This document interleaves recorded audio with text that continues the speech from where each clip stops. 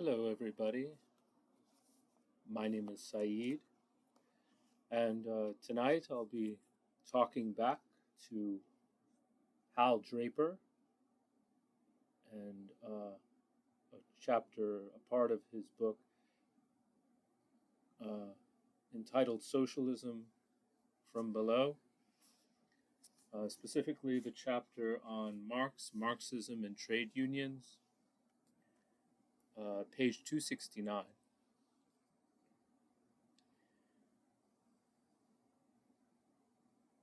And so I'm just going to start reading the part that I intend to talk back to. Take a contemporary example. Cesar Chavez may be a, quote, bureaucrat, although he does not compare with Philip Murray, John L. Lewis, or others who were better than those two.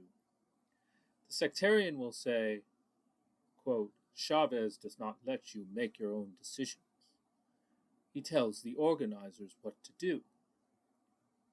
Close quote. But Chavez is not the problem. At any rate, he is not your problem.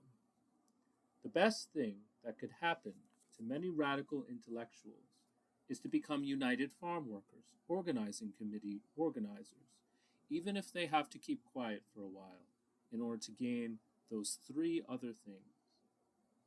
That is, to get the, quote, feel of it. They don't know how to talk to workers. They won't begin as professors. They will begin as pupils. They will have to learn a few things they don't know and get some credentials in the workers' eyes. They will have to win the authority to talk. Quote, after all, who are you to tell us what to do? Have you ever organized two workers? Are you going to tell Cesar Chavez how to organize? Why should we listen to you? Close quote.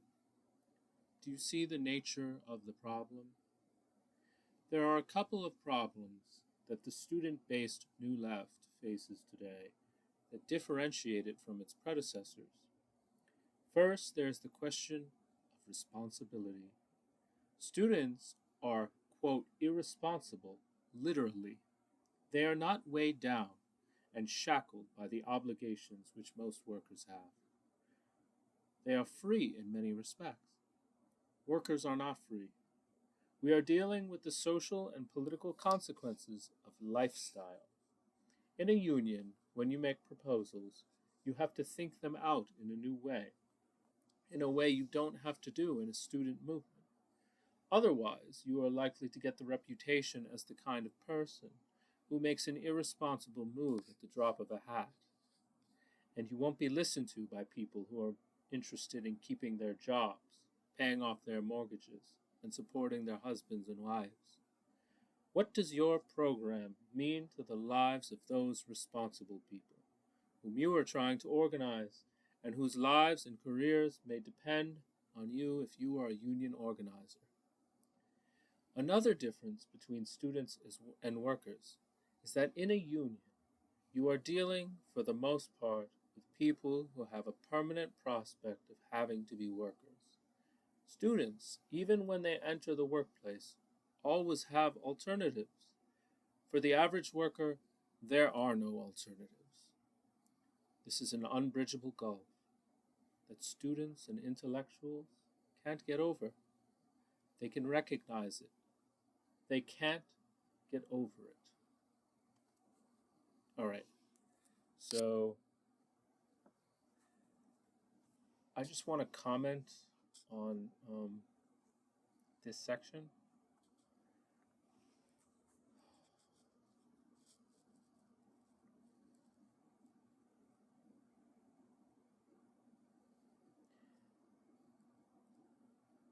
Draper is arguing that.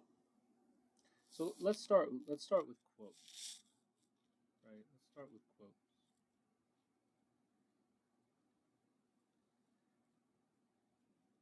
He's talking about he's talking about students organizing workers, right? Students organizing workers. And he's saying They don't know how to talk to workers. They won't begin as professors, they will begin as pupils. They will have to learn a few things they don't know and get some credentials in the workers' eyes. They will have to win the authority to talk.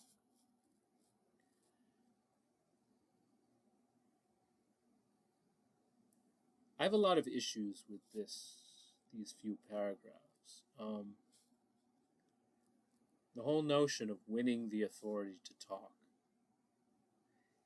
It implies that the other party is giving you the authority to talk. So you are granting them the power, which you are effectively doing, whether you intend to or not, is you are granting them the authority. You are granting them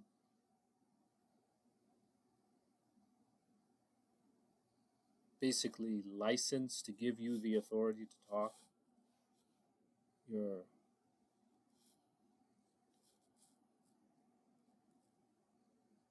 idea that these students who are out to organize these workers, organize them for their own liberation.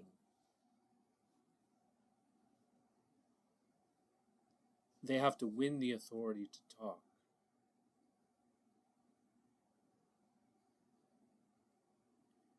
What does that mean, winning the authority to talk from someone else? It implies that someone else has the capability or the ability or the right to grant you the authority to talk. But you already have the authority to talk by virtue of being able to speak. These student organizers have the authority to talk. The worker can make a choice. Am I going to listen or am I not going to listen? Am I going to hear this person out or am I not going to hear this person out? That's the choice that the worker makes in this scenario. Draper is wrong. He places all the choice in these few paragraphs in this relationship between the worker and the student organizer. He places all the responsibility for choices on the student organizer. They have all the they're making all the choices, while the worker, he almost treats the worker as he does treat the worker as a passive recipient. Winning, if you're going to, the choice of granting someone the authority to talk, it's your choice. Whether you're going, and what do you mean? What does that really mean? Are you going to hear them? Are you going to listen to them? You make that choice.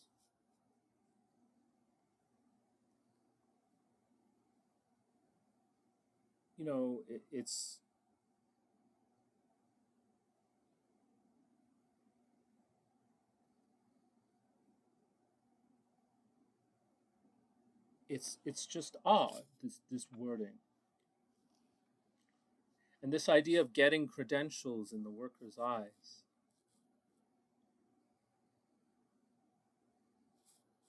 What are those credentials? Well, we learn later. You won't be listened to by people who are interested in keeping their jobs, paying off their mortgages, and supporting their husbands and wives. Oh, really, Hal Draper? Well, then why bother at all? Why bother? They are worried about those things, right?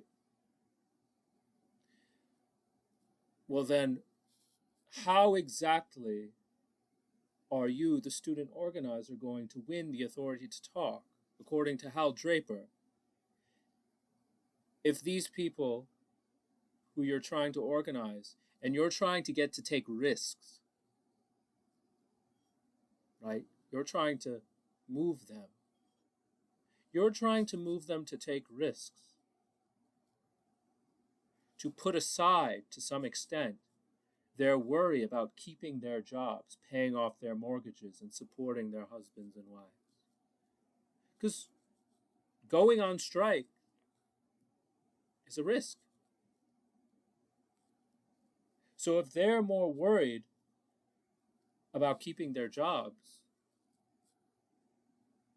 than they are about winning concessions from the employer through the activity of a strike, well, then the responsibility of the organizer is to move them from that position to the position of being willing to take the risk.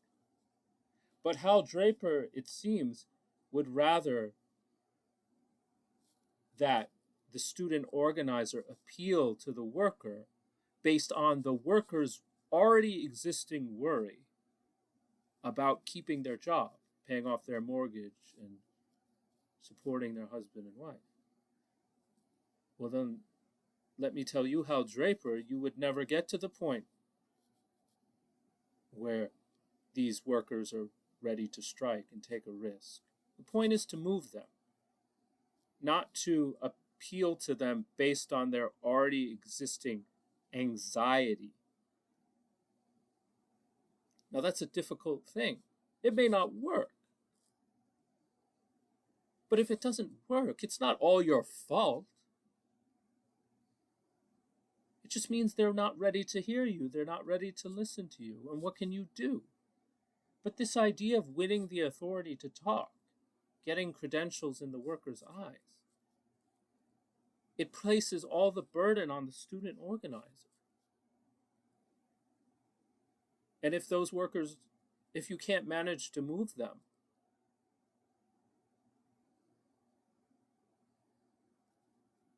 well, don't they have some responsibility in that sense? I'm not talking about moral responsibility. I'm not talking about guilt. I'm just talking about responsibility for the action, the risk they're not willing to take, the risk they're not willing to take. That's it.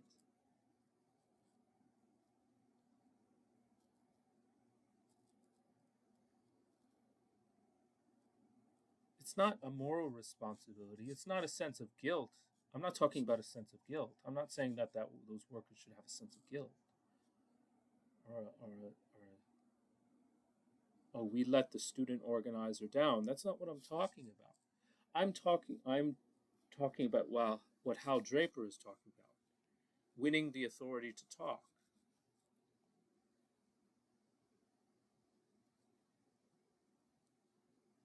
Because when you're trying to win the authority to talk from somebody, you're placing yourself under them. And you're assuming that they have some knowledge that you do not. And what is the knowledge? It's not really knowledge, though, in this case. It's anxiety. They have anxiety about keeping their jobs. So what are you, as the student organizer, supposed to do? Assume that anxiety as well? Are you supposed to, what are you supposed to, are you supposed to, I mean, empathy. What does empathy mean? Empathy means you take on someone else's pain, someone else's emotion. So it's not necessarily a good thing. Obviously, it's contextual. But in our society, we like to lionize empathy. And I think often that's because we don't really understand what empathy means. Sometimes we experience empathy. Often we experience empathy without even intending to, right? Because people have an effect on us. So we might experience empathy. Sometimes that empathy is misplaced or it's inaccurate. It's not exactly, I mean, you're always going to process someone else's emotion, their feeling about something through your own filter, right? So it's not like it's a one-to-one correspondence in any case. But, I mean, let's consider this. Does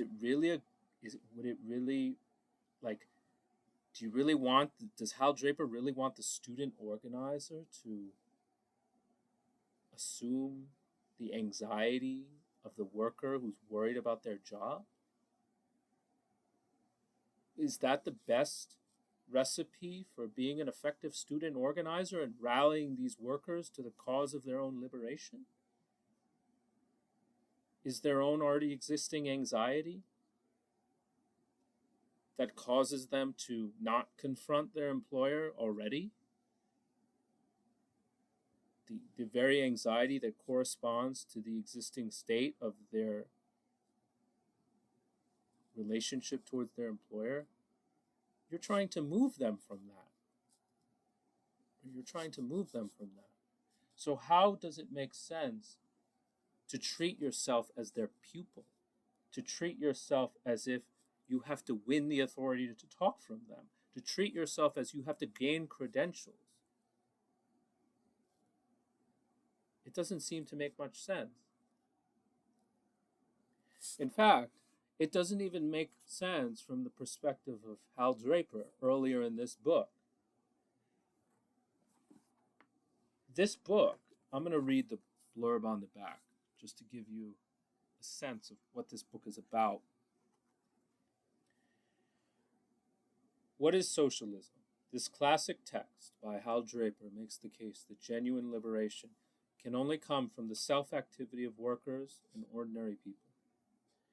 In this collection of path-breaking essays, Draper argues that the divisions running through the history of the socialist movement between reformists and revolutionaries, or authoritarians and democrats, are secondary.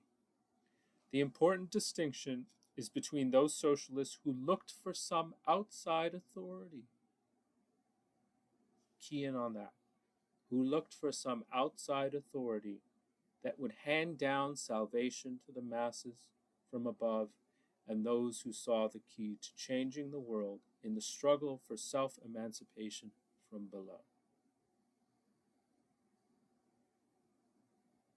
Now, I'm not going to read the second part of the blurb, but I want to focus on this sentence. The important distinction to Hal Draper, and he spends, I think he spends the first chapter, the first chapter he spends elucidating this distinction. The important distinction is between those socialists who looked for some outside authority that would hand down salvation to the masses from above, and those who saw the key to changing the world in the struggle for self-emancipation from below. Now, if you're perceptive, you can already notice the contradiction between that single sentence. And I should say that Hal Draper is on the side of socialism, is on the side of the socialism that is not about an outside authority that would hand down salvation to the masses, but rather about struggle for self-emancipation from below via self-activity of the workers, right? He is for that kind of socialism.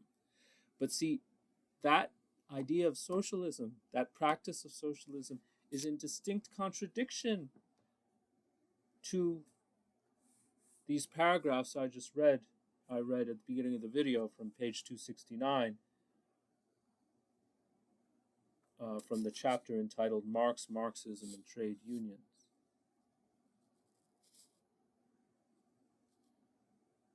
How so? How is it in direct contradistinction, or contradiction, I should say? Well, I just explained, didn't I?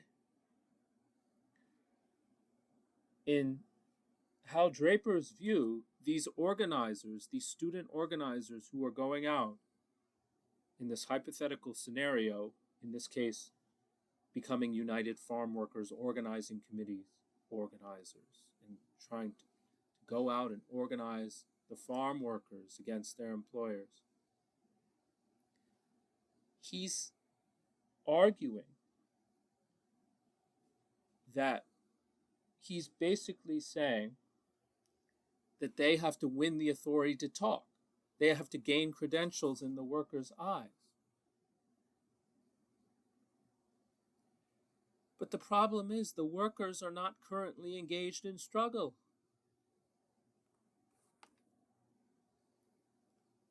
they are not exercising their authority. Why would you have to win the authority to talk from a group of people who aren't exercising the authority which you are trying to organize them to exercise in the first place? The self-activity doesn't exist yet.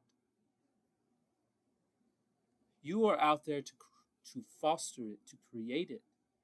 Now, whether it can be is another question. It depends on the context, depends on the workers, depends on the situation. To some extent, it depends on your arguments, your charismatic abilities, a whole range of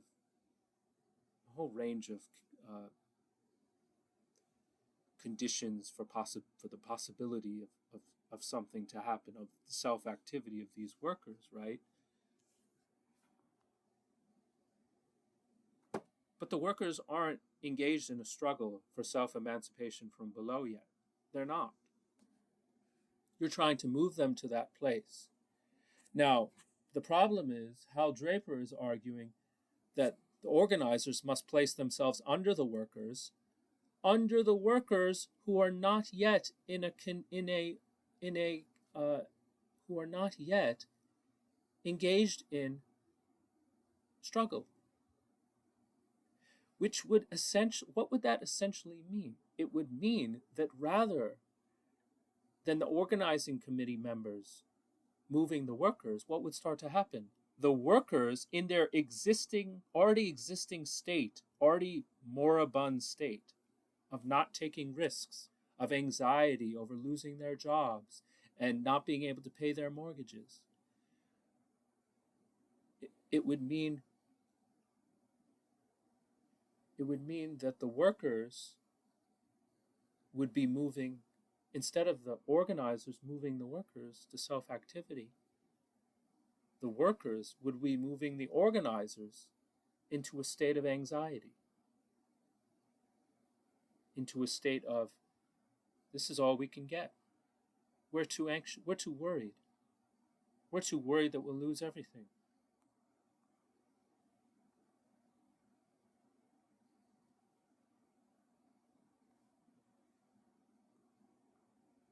Well, then you went into a situation,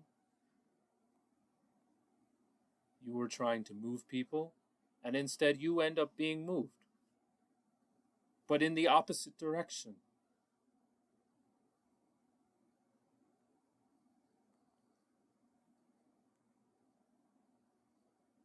Now, if the workers are the key to changing the world in the struggle for self-emancipation from below,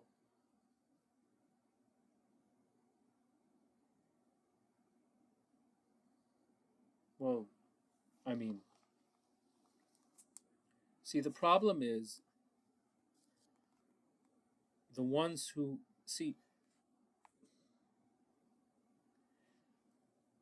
looked for some between those social. The important distinction is between those socialists who looked for some outside authority that would hand down salvation to the masses from above.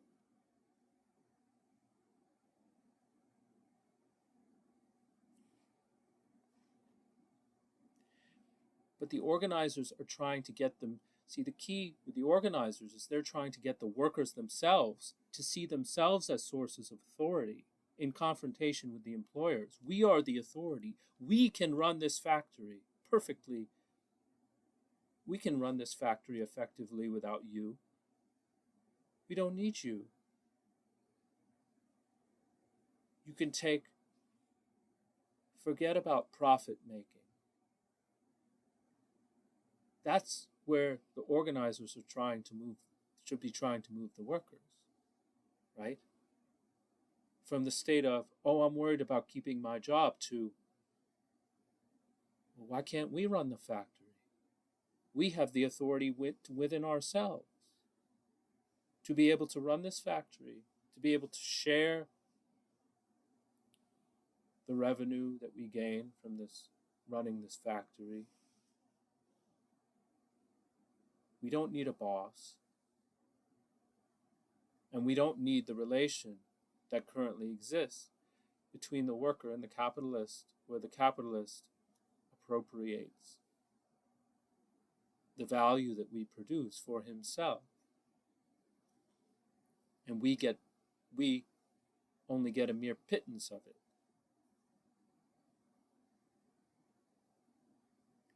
It's not about. See, but the problem is that Hal Draper on this page would have the workers in a moribund state, in a non-self-active state, in a state in which they don't believe in the authority, in their own authority. They would have the student organizers putting themselves under the authority of people who currently don't believe in their own authority to run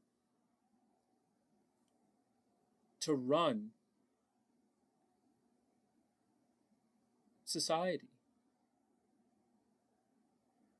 Now, why are the student organizers obligated to do that? See, Hal Draper is, I think, unbeknownst to him, somehow. I mean, he says it right in this sentence. They will have to win the authority to talk. The authority to talk.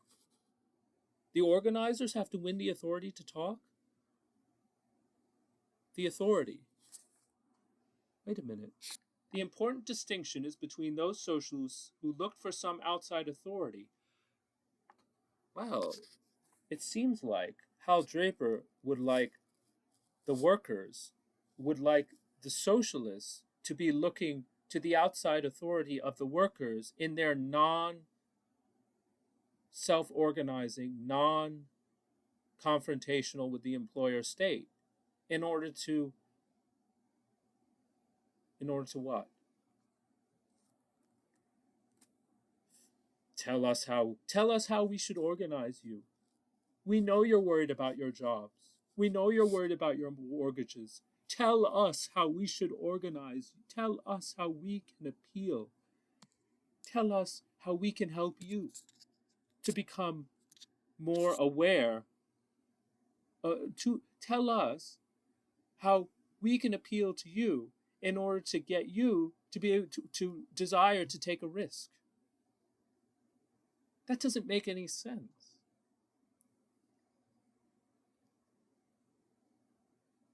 It doesn't make any sense. If you're trying to move people, you don't place yourself under their authority. That's not what you do. Sure, you might want to, it doesn't mean you want to alienate them either. It doesn't mean you want to antagonize them. But often, I mean, you go about your daily life, don't you? Are you always in control of whether you antagonize somebody or not? No, you're not. If someone's antagonized by you, and how often do you go about your day, or your week, or your month, or your year, and you antagonize somebody, but you think to yourself, well, I wasn't trying to antagonize them. It was just something I said that they didn't like. It was outside their realm of possibilities. It was outside their current ways of thinking, feeling. It's outside their boundaries, current ways of thinking about something. Are you responsible for the fact that they're antagonized? If you weren't yelling or screaming at them?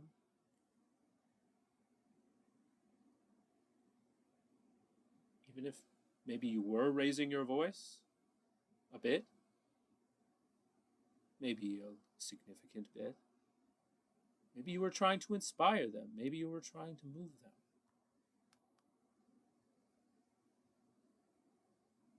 Maybe you were doing a little bit of yelling or screaming, but you weren't doing it at them. You were trying to move them.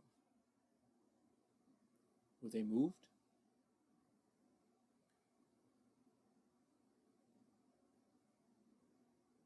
Or maybe you were speaking eloquently, but maybe they still felt antagonized.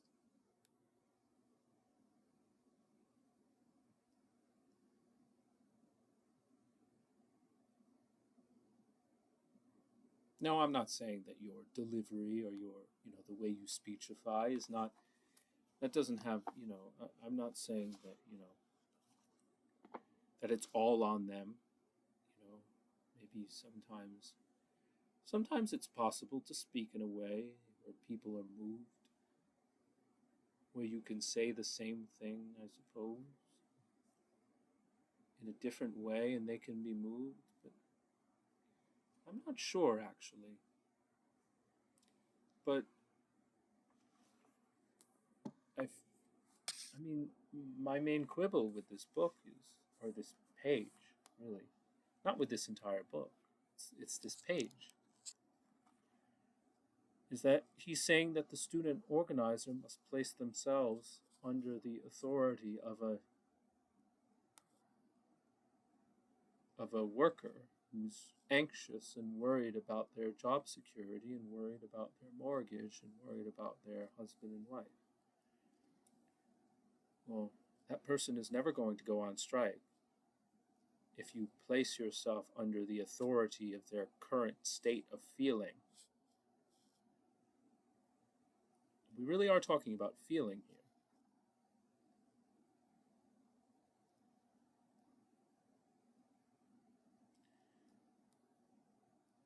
Now he says, what else does he say here?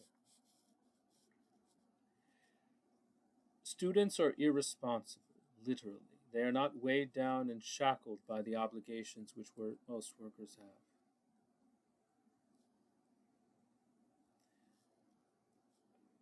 Yes, they're not. But they don't want the work. The point is, the workers should not either be weighed down and shackled by these obligations. Right? That's the whole point. If you were able to easily quit a job and know that you had another one lined up, right? Like there was no such thing as a job market.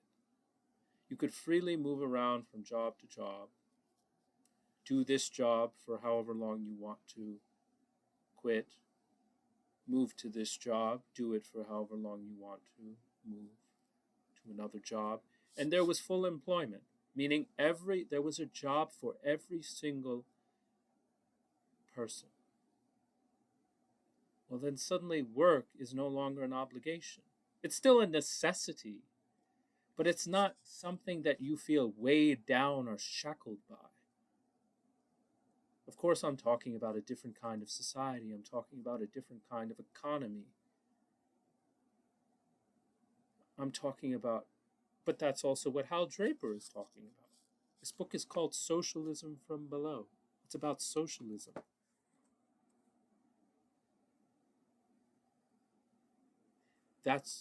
These organizers are trying to move these workers towards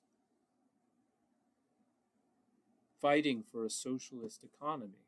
That's the whole point. So, Hal Draper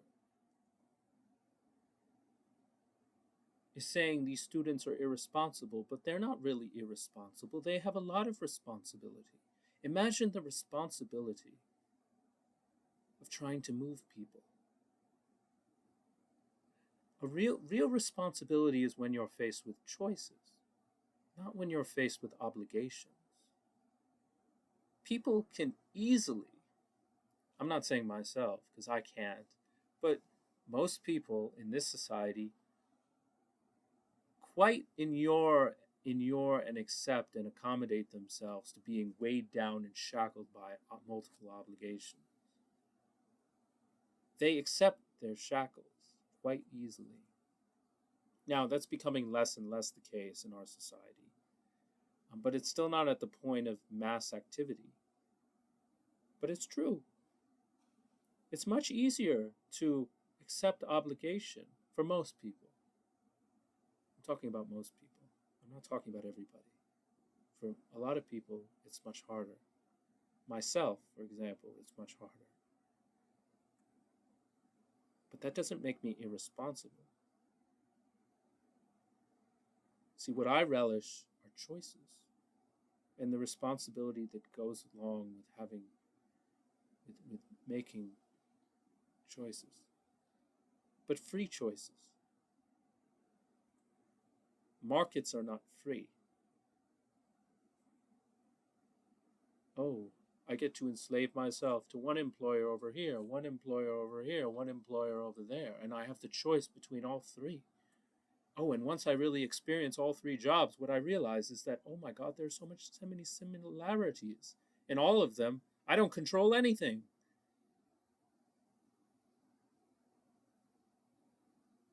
That's not responsibility. And if you think about it, there's no difference between your childhood and your adulthood. Your childhood prepares you for your current childhood prepares you, or is supposed to prepare you, for the current adulthood, which most people occupy. These words, childhood and adulthood, cannot be abstracted from their historical context, from their historical conditions. We live in late capitalist society. You experience a late capitalist childhood, which is supposed to prepare you for a late capitalist adulthood.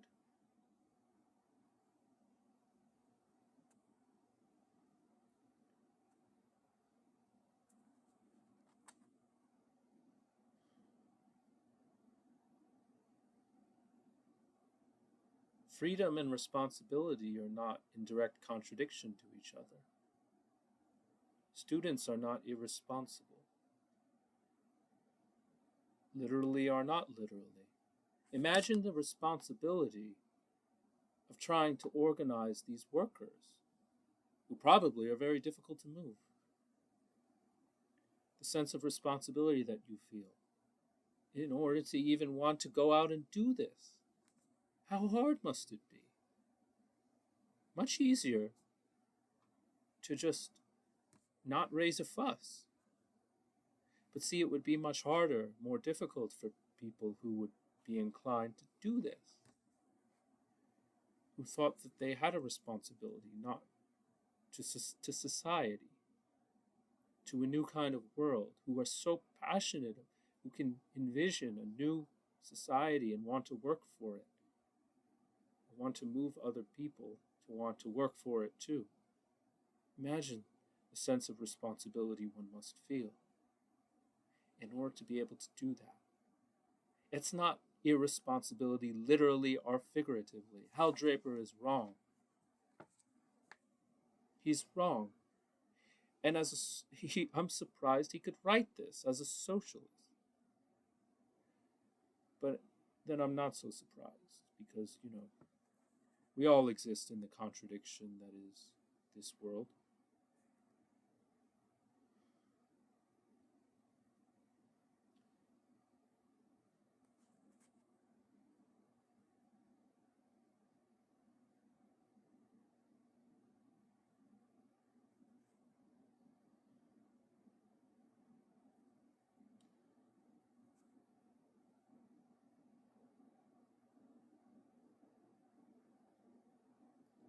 We are dealing with the social and political consequences.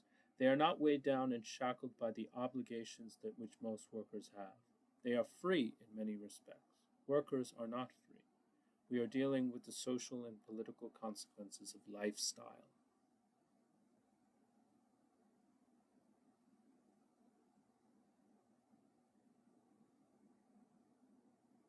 The social and political consequences of lifestyle.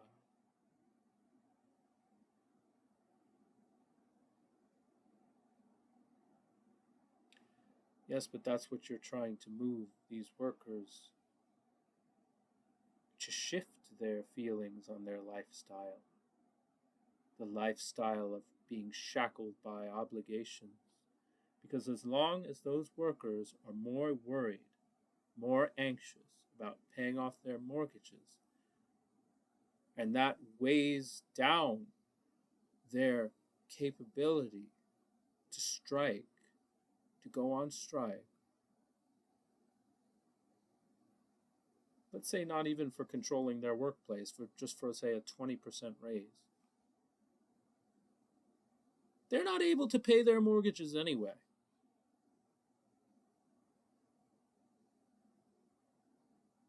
If they were able to pay if they were really able to pay their mortgages very easily, they wouldn't even be ripe for organizing. The possibilities. That's what capitalism does to the worker. It immiserates them so that you become more and more incapable of paying your mortgage, of supporting your husband and wife, of keeping your job. Right? How dependent is keeping your job? Like, you can have the perfect attitude towards your subordinate position within your job. I'm the best employee. How often in this economy can you still be fired? So the risk is already there. The risk, that risk is part of the problem. The risk you have to take in order to get rid of that risk is the risk associated with going on strike.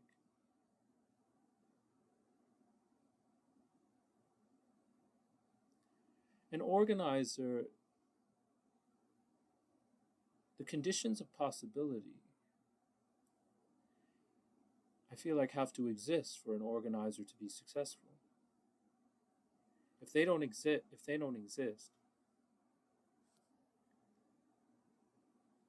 then most workers are not going to be moved. It has nothing to do with winning the authority to talk. Once you're trying to win the authority to talk from anybody, and we're not really talking about socialism here, we're talking about basic human dignity. If you're trying to win the authority to talk from somebody, you're placing yourself under them.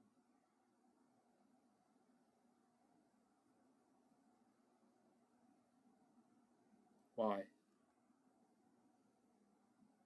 Why?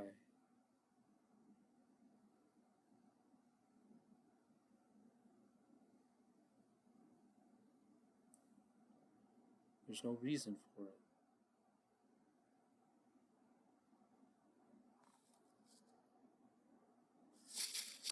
And that concludes my talking back to page 269 from chapter entitled Marx, Marxism, and Trade Unions, from the book entitled Socialism from Below by Hal Draper. My name is Saeed. I hope you enjoyed this talking back.